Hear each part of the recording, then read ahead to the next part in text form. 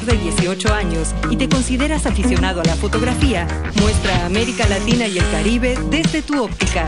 Las fotos ganadoras serán publicadas en un material editado por Telesur, con reseña del fotógrafo y detalles técnicos de la instantánea. Queremos ver el mundo a tu manera. Concurso de fotografía Miradas Telesur. Participa hasta el 31 de mayo. Más información y bases del concurso en telesurtv.net. Telesur, nuestro norte es el sur. 24 de marzo de 1999. Estados Unidos y sus países aliados a través de su brazo armado, la OTAN, bombardean Yugoslavia. Una supuesta misión humanitaria. Miles de vidas perdidas. A 15 años de este ataque, Telesur presenta en estreno ¿Por qué? Un documental de la cadena de televisión rusa RT compartido con nuestra pantalla en compromiso con la verdad.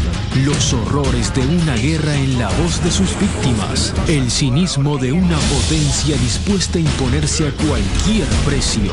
Y un pueblo que aún exige respuestas. ¿Por qué? Este sábado, solo por Telesur.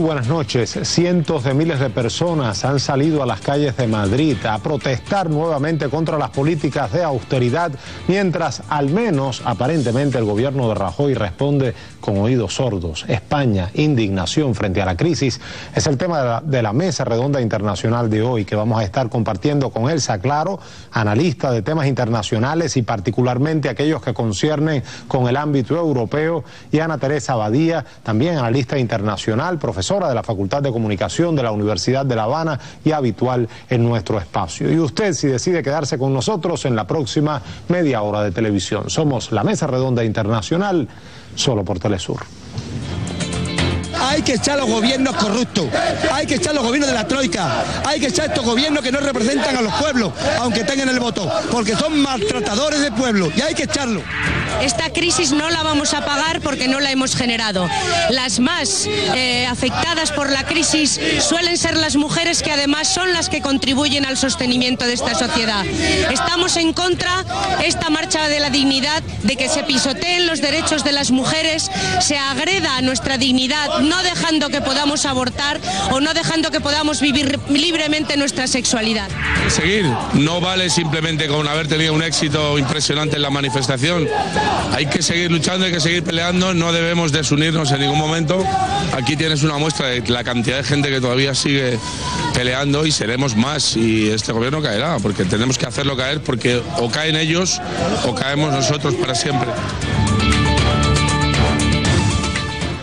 Pues veían ustedes las opiniones de algunas de las personas que participaron en estas protestas, en estas y en otras, porque en las últimas horas se ha hablado de allanamientos o de la policía interviniendo en universidades tan importantes como la Carlos III de España o la Complutense de Madrid. Empecemos por ahí, Ana, te propongo, por el movimiento universitario. ¿Esto tiene antecedentes? ¿Cómo tú lo interpretas? Muy buenas noches.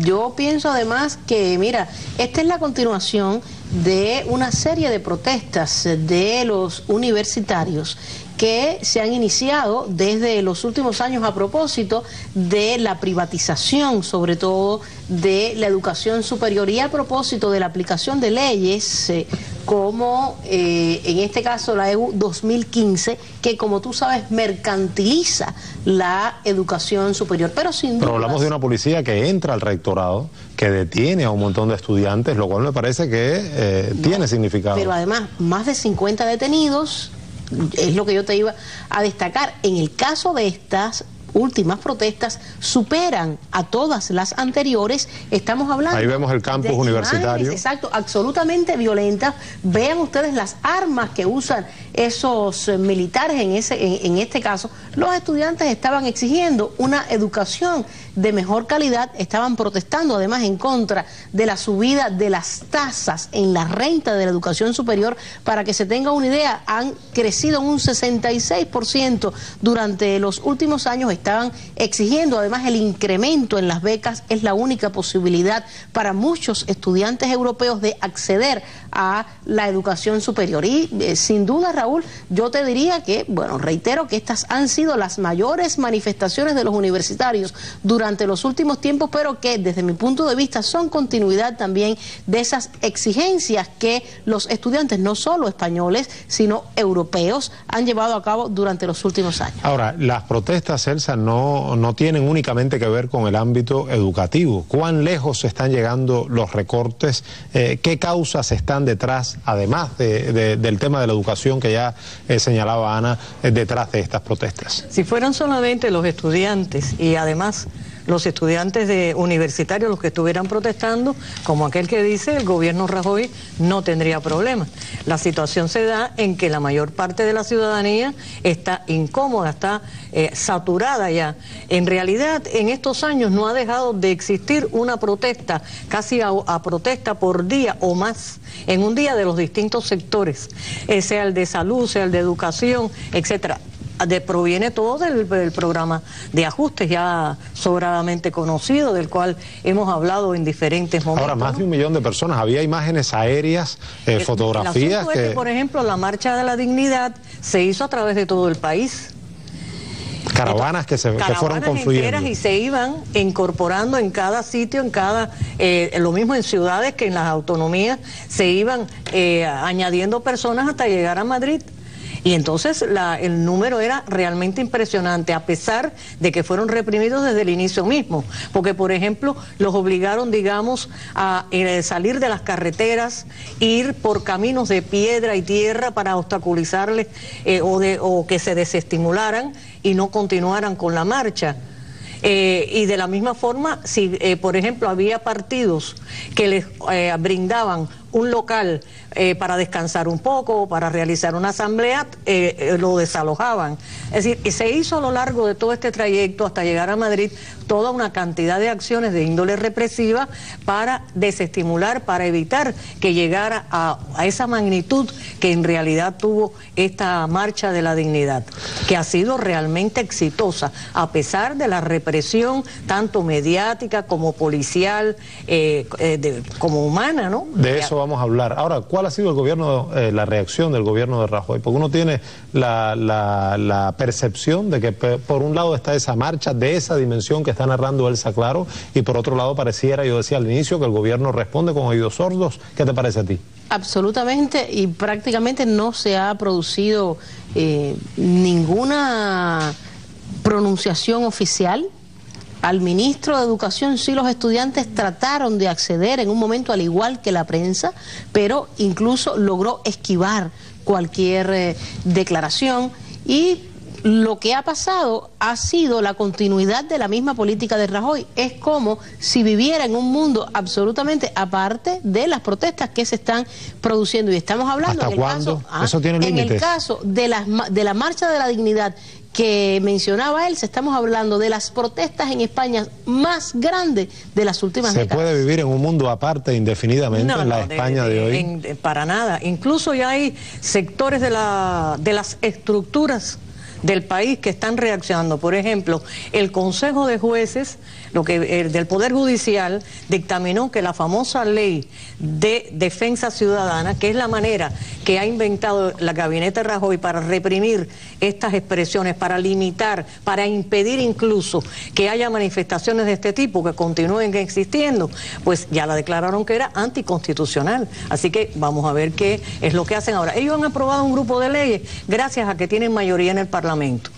Pero esas leyes han sido cuestionadas no solamente por otros partidos, por el resto de los partidos políticos, incluso en alguna oportunidad, sino por toda la sociedad. Eso no puede permanecer, eso tiene que estallar de alguna manera. De eso vamos a estar conversando también en el segundo segmento, a propósito de la resurrección de la izquierda, de este movimiento de protesta, ciertamente con una dimensión bastante significativa respecto a protestas precedentes, que ha recorrido no solo las calles de Madrid, sino que viene, como se decía antes, que viene confluyendo desde muchas ciudades españolas, donde la gente se pone de acuerdo para protestar, para exigir reivindicaciones y el cese de las políticas de austeridad.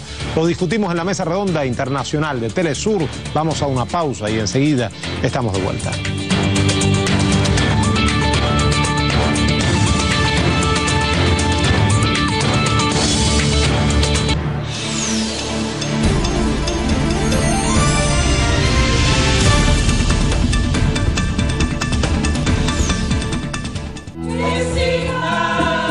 en este nuevo recorrido de MP3 Gira Latina.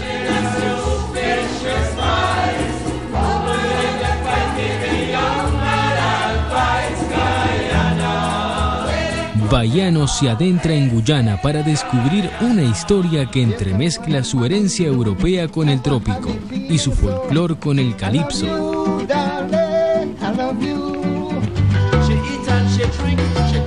MP3 Gira Latina, en estreno este sábado, solo por Telesur.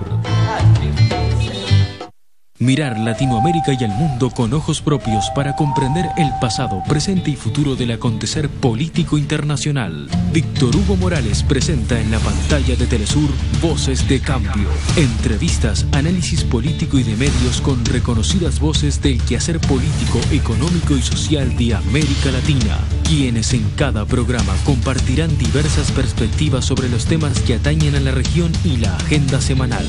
Todos los domingos, solo por Telesur.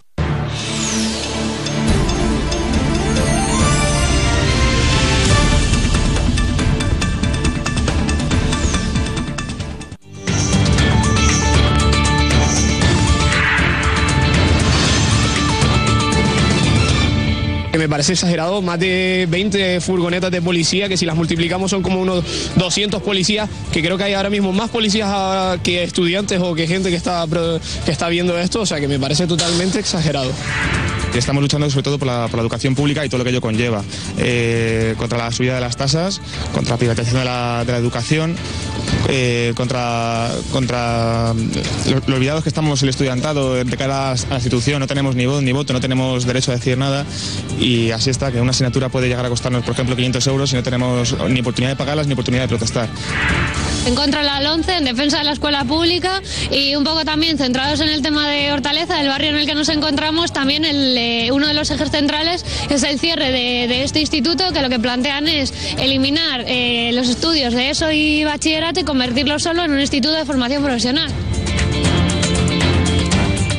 Ya escuchaban ustedes algunas de las opiniones de los estudiantes universitarios. Verdaderamente yo insisto en el hecho de que la policía invadiera la universidad, en el hecho de que casi 2 millones de personas se concentren en el centro de Madrid, a pesar de que ha sido invisibilizado por algunos medios, pero es un hecho muy trascendente. Habría que ver qué hacen esos mismos medios si estos hechos sucedieran, por ejemplo, en Venezuela. Ya lo hemos estado comentando y analizando todas estas semanas atrás. Pero tenemos la oportunidad ahora de conversar con un analista español, con Marià de Delaz, que es director editorial del Diario Público, que leemos aquí. Lo conversábamos también con las panelistas como parte de nuestra mesa redonda internacional. Lo sumamos a este diálogo. Muy buenas noches, Marià. Buenas noches, son ustedes muy amables de tenerme en este programa. No, y amable usted por aceptar la invitación. Quisiera que empezara dándonos su evaluación sobre las protestas, la dimensión que han tenido, cuán lejos han llegado en esta última semana. Pues mire, lo que ocurre el reflejo que han tenido los medios de comunicación, en la mayor parte de los medios de comunicación españoles, es que se han presentado... Cuando se ha hablado de ellos, se han presentado como un problema de orden público y no como una cuestión de movilización ciudadana.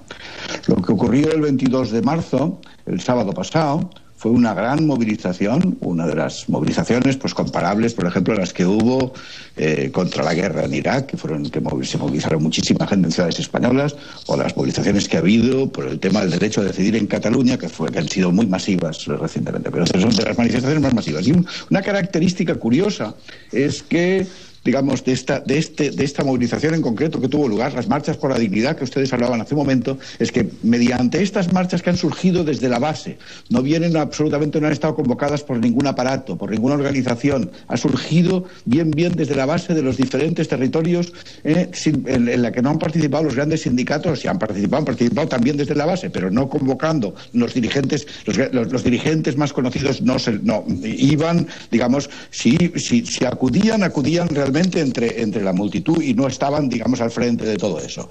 Y los medios de comunicación lo han escondido. Yo decía en un tuit hacía no mucho, digo, algo grave ocurre en los medios de comunicación españoles cuando somos tan pocos los que hemos destacado lo que realmente ocurre en la calle.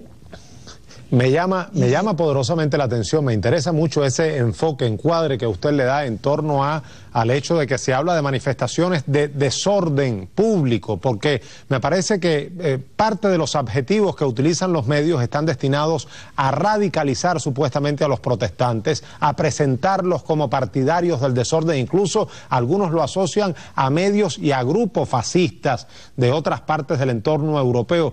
¿Cómo ve usted eso desde España y como analista cotidiano de la prensa española? Bueno, en realidad, la acusación de fascistas, hoy el Gobierno ha vuelto a hablar en la rueda de prensa del Consejo de Ministros, se ha referido a las movilizaciones del sábado pasado, y se ha vuelto a referir como si se tratara de un problema de orden público estrictamente, ¿no? Fíjense que lo que ocurría era que había una escena tremenda, que cuando estaban centenares de miles de personas concentradas en Recoletos, en la Plaza de Colón, había una multitud tremenda, y empezaba a intervenir la policía contra algunos grupos se empezaban a producir algunos enfrentamientos. Desde la tribuna que se había instalado en la Plaza Colón estaba cantando una coral surgida del movimiento de los indignados, la Solfónica, cantando el canto a la libertad. Y van cantando el canto a la libertad y haciendo un llamamiento a la policía a dejar transcurrir tranquilamente la manifestación.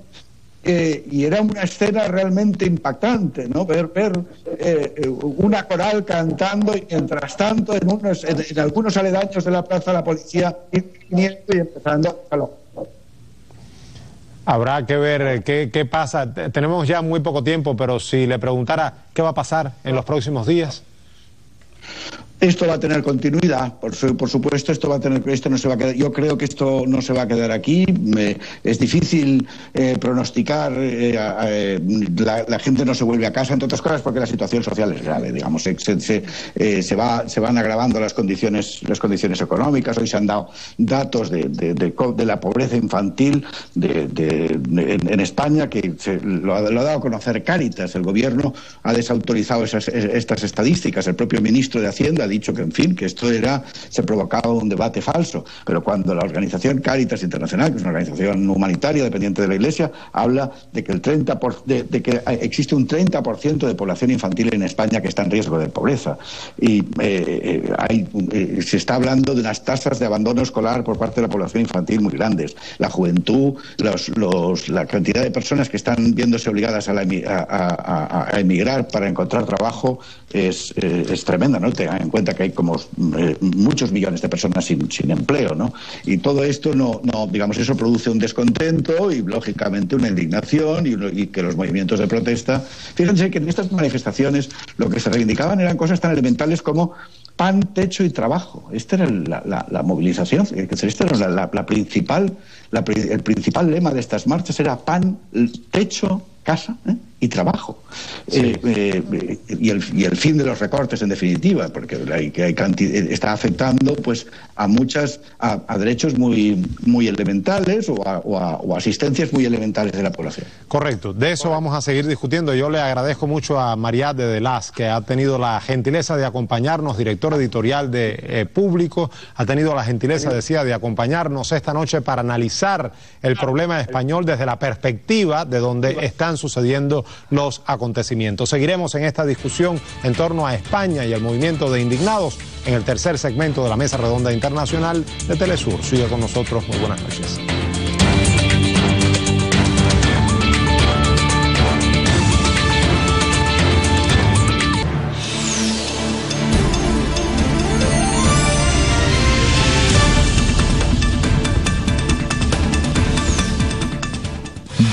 ...24 de marzo de 1999...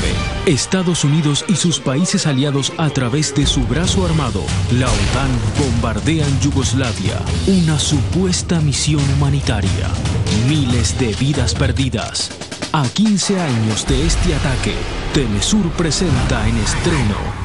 ¿Por qué? Un documental de la cadena de televisión rusa RT compartido con nuestra pantalla en compromiso con la verdad.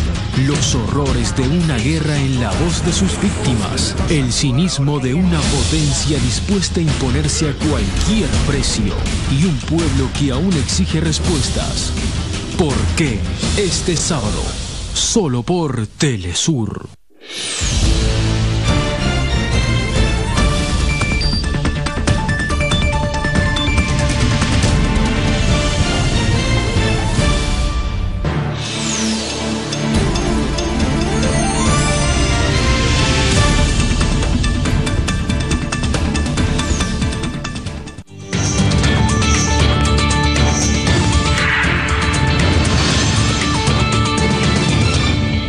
mucha gente no lo sabe, pero se están realizando una serie de reformas en el ámbito penal, que mucha gente piensa que a ellos no les puede afectar, pero creemos que afecta a toda la sociedad. Lo que están haciendo es que están intentando imponernos una sociedad que se basa en sus castigos, en la venganza y no en la justicia.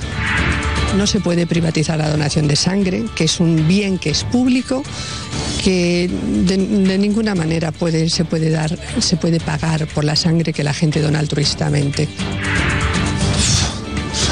Por la vergüenza de gobierno que tenemos en este país. Un gobierno que no atiende las necesidades del pueblo, que está destrozando todo lo que toca, lo está privatizando todo, por pagar una deuda que no es nuestra, que es de los bancos. Y a consecuencia de eso está recortando en sanidad, en educación, en todo tipo de prestaciones sociales. Se está encargando el país descaradamente. ¿Qué va a pasar? Con la misma pregunta que yo cerraba el segmento anterior, mientras conversábamos telefónicamente con el analista español, quiero iniciar, Elsa, este segmento. ¿Cómo tú ves las perspectivas en las semanas que vienen? Bueno, y más allá también. Bueno, yo te diría en sentido general que los procesos de involución tienen muy difícil pronóstico y muy difícil salida también. Casi nunca se sale de ellos, al menos de manera indemne. Están ocurriendo y van a ocurrir peores cosas, en mi criterio, a pesar de que se ha tratado de criminalizar estos procesos para justificar la represión que se ha desatado contra ellos, sea la marcha de la dignidad como las de los estudiantes. Pero me parece que los estudiantes van a continuar, los indignados en sentido general, que son franjas de la sociedad que abarcan varias generaciones, no una sola. Eso va a continuar. Y fíjate que cada vez que a alguien se le pregunta, hay una indignación concentrada, hay una definición, una identificación de aquello que más daño le está haciendo a la sociedad. Y son muy certeros los criterios. Habrás podido ver cuando se toman dentro de una manifestación a cualquier persona, independientemente de su nivel, simples ciudadanos que ya han tomado, se han concientizado. Aquí en España está pasando algo que también se da en Grecia, que se está dando en Portugal. Lo que pasa es que son sociedades distintas con sus características propias, humanas propias. Pero me parece que aquí en España también el gabinete Rajoy ha exagerado la nota y además ha tratado de engañar a la gente que España va mejor, que vamos saliendo ya de los problemas, que estamos creciendo. Todo eso, falsedades que la gente se percata. Pero además hay otro fenómeno que España ha comenzado a estar en contradicción hasta con la Unión Europea, a pesar de que está siguiendo a rajatabla los dictámenes de la Troika. ¿Por qué? Porque, por ejemplo, a no ser que sea una fantasía o una hipocresía, para mejor decir, de la Unión Europea cuando dice que no es legal los desahucios, por ejemplo, o que tampoco la reducción de becas que se ha hecho para los estudiantes tampoco es... ahí parece una operación de relaciones públicas detrás también para intentar... Te estoy citando casos específicos de contradicción con la Unión Europea. Contradicción, bueno, si la Unión Europea ha dicho que eso no se debe hacer por guardar su imagen, allá ellos. Pregunto. Pero de todas maneras la vida les pasará la cuenta. Hay una emergencia, perciben ustedes, percibes tú, de un nuevo sujeto político. ¿En qué se diferencian los indignados del 22M respecto a los indignados del 15M? Mira, para empezar en esa concientización. Mira, pero además yo lo que creo... ¿Esa concientización ha llegado tan lejos como hablar de una resurrección de la izquierda en España? Yo creo que sí. Fíjate, yo creo que si bien no debemos pensar, o sea, en una izquierda absolutamente articulada desde la base de varias asociaciones, sí hay un despertar del pensamiento político. Yo te lo voy a ejemplificar. Por ejemplo, recientemente se han dado a conocer los resultados de una encuesta que se hizo en un grupo de ciudadanos con relación a los comicios europeos de mayo. En el caso de España, llama mucho la atención lo siguiente, digamos, de realizarse en estos momentos las elecciones, el Partido Socialista Obrero Español, el PSOE, estaría ganando, el Partido Popular pasaría a un segundo escaño, se mantiene obviamente el bipartidismo, pero, atención, lo más importante es que una formación como Izquierda Unida cuatriplicaría su votación si se le compara con la del 2009. Y en el caso de Unión Progreso y Democracia triplicaría su votación. Esto, desde mi punto de vista, da la medida que está en nacimiento un nuevo sujeto social que se diferencia de lo que tradicionalmente han aplicado en sus políticas tanto el Partido Popular como el PSOE en este caso. Me parece también que es llamativo que por primera vez el movimiento indignado ha aceptado que se le sume a las protestas algún partido, en este caso Izquierda Unida, que eso no había ocurrido hasta el momento, porque los partidos políticos se han adocenado tanto, los llamados incluso de izquierda como el PSOE, que la gente temía que se capitalizara o que los identificaran con esos grupos que también eran rechazados por la sociedad. Y entonces ahora que hayan aceptado la participación de Izquierda Unida en esta misma marcha, por ejemplo, por la dignidad, al menos a mí me sugiere de que se está abriendo el espectro y que además están sabiendo diferenciar entre una izquierda organizada y otra.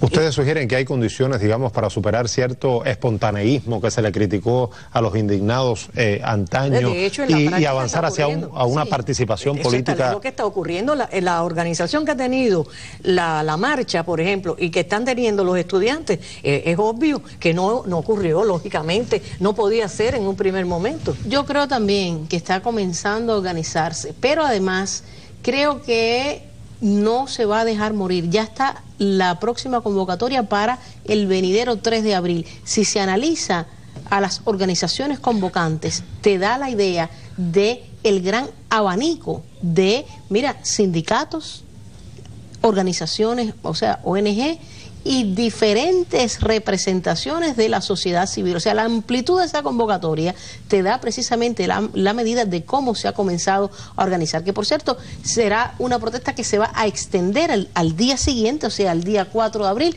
a toda Europa.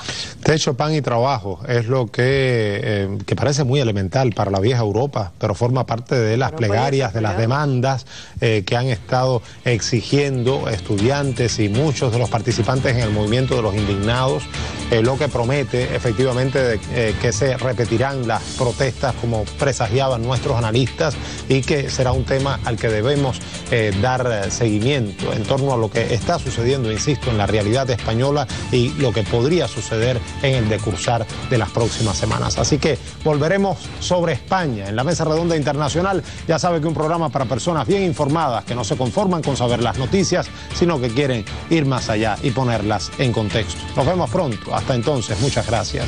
Muy buenas noches.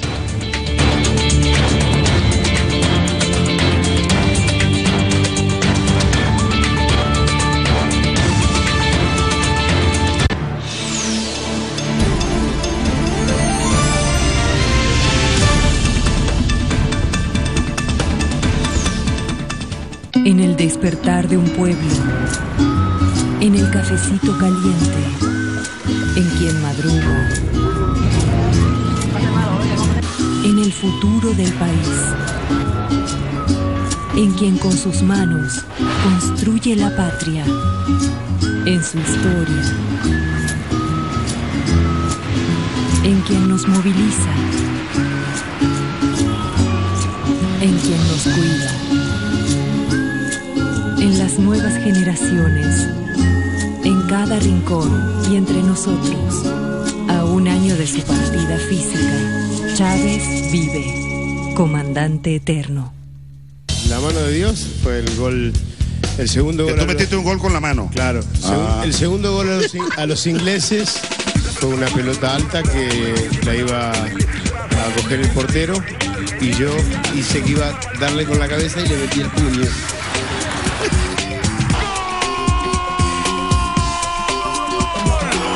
Y el árbitro no vio nada. El árbitro ni el